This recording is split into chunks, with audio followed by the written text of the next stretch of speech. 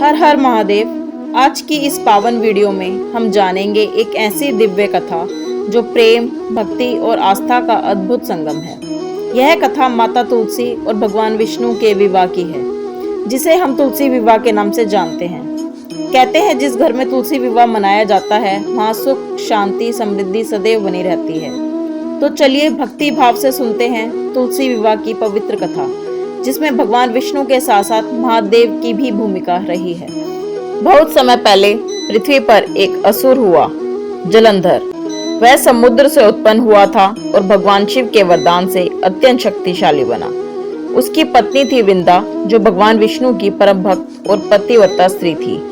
वृंदा की भक्ति और सतीत्व के कारण जलंधर अजय बन गया। यहाँ तक कि देवता और स्वयं इंद्र भी उसे परास्त नहीं कर सके। जब जलंधर का अत्याचार बढ़ने लगा, तब सभी देवता भगवान शिव के पास गए और सहायता मांगी।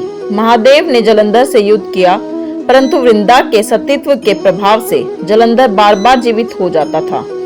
अब देवताओं की विजय तभी संभव थी जब वृंदा के पतिव्रता शक्ति भंग हो।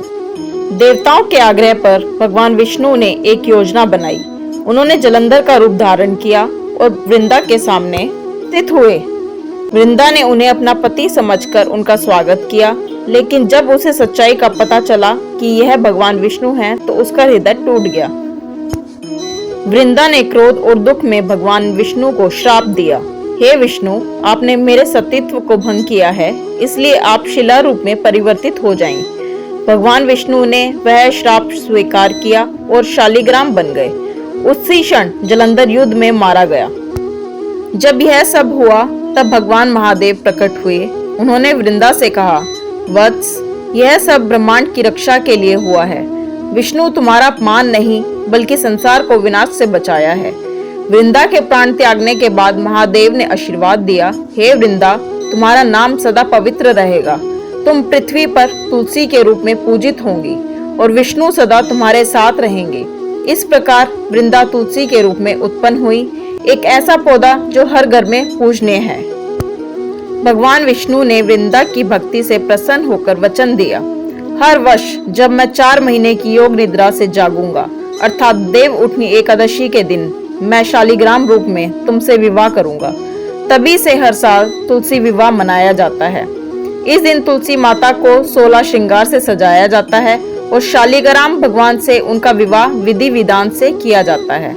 मंगल गीत गाए जाते हैं और यह विवाह उत्सव पूरे प्रेम और श्रद्धा से संपन्न होता है।